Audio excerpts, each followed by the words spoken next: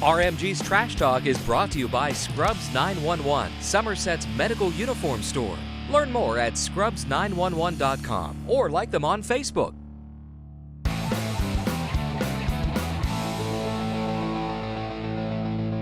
As we near the end of Media Day here at Greater Johnstown's campus, we have with me Eber Verhovsek of the Richland Rams, and head coach Brandon Bailey couldn't make it. Where's he at?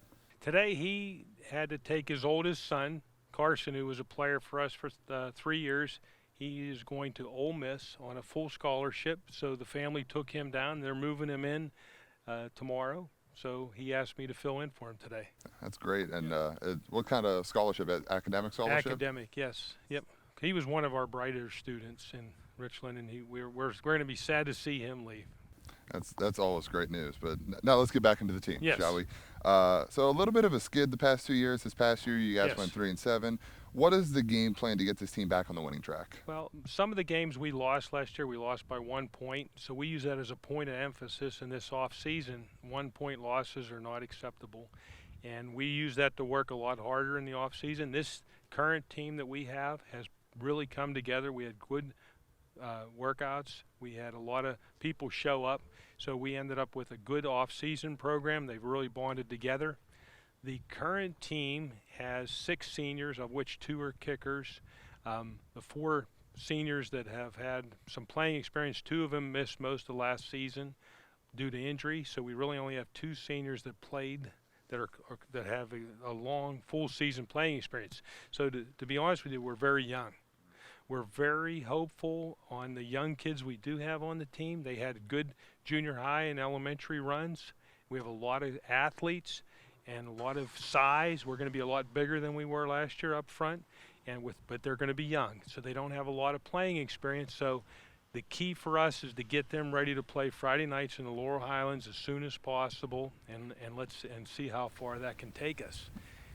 Now, you mentioned that your team is young. You mentioned the seniors coming back. And I looked at last year's squad, 27 freshmen. And I was about to say, how big of a maze is that for all those kids to take in the learning process? And what happens is that's that process. It's every evolution of football, whether when you're going junior high to high school, then the young kids we have high school to college, everyone is a big jump, every stage.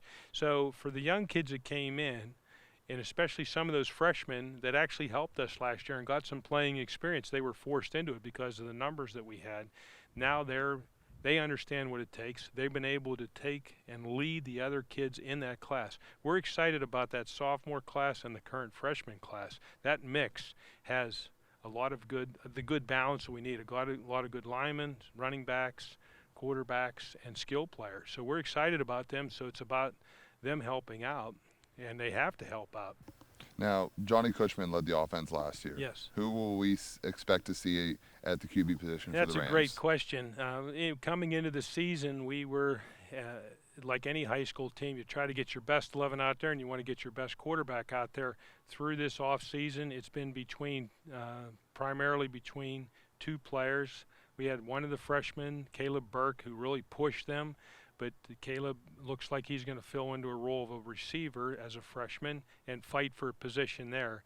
The other 2 fighters for the starting position, Ethan Dabbs. Ethan played a little bit of quarterback for us last year. He is the biggest arm we've ever had. He's a school record holder for the javelin. He consistently could throw over 200 feet in the javelin, which to watch him do it is amazing. To watch him throw a football is amazing. But he's a big, strong kid, and he's a very good running back. So we have a senior, Timmy Rubel, who has really competed well and has done extremely well in our passing leagues through the summer. And he's going to get some snaps at the quarterback position, and we'll see how it works out through the season. But I think you're going to see both of those guys in the backfield being able to distribute the ball. So it's going to give us a little bit of balance. Timmy, unfortunately, was going to be a big player for us last year. First series of the first game last year, he broke his collarbone, which was a sad way to end your junior year. So he worked very hard in the offseason, did real well in other sports, and he's back for us. And he really did a great job managing us through the 7-on-7, and he did a great job. So we're excited about having him. It's just two completely different quarterback personalities. You have one quarterback who really reads defenses extremely well, throws to open receivers, does extremely well. Then you have another guy that's just big, can run you over, has a threat to the running game and taking off as a quarterback, and has a monster arm. Now, Coach, your team was positive in the turnover differential last year. How do you plan on creating more turnovers defensively this year? Well, what we got, before you start talking about turnovers, which is always a statistic you look for at defense, I think the biggest statistic that we really got to work on in defense is limit the rushing yards. It starts there. We've given up too many 100-yard rushers last year, and our number one goal on defense this year is to stop the run.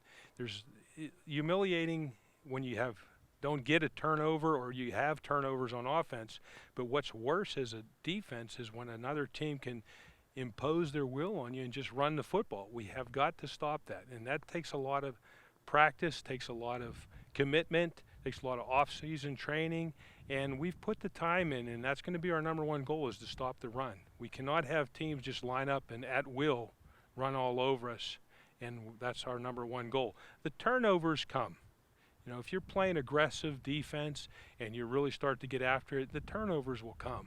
But that can't be your number one objective, in my opinion, especially if you're statistically giving up a lot of yards rushing. That's the number one thing you have to stop. And Coach, last question. Who is maybe one player that you can pick out right now that people may not know about now but will by the end of the year? Put you on the spot right now. You're putting me right on the spot, and now all the parents will think about me. My personal thought is number one, and that's the number he'll be wearing, Tion Reed. He's the Reed name has obviously played a lot of roles here in the Johnstown area, and his family has done really well.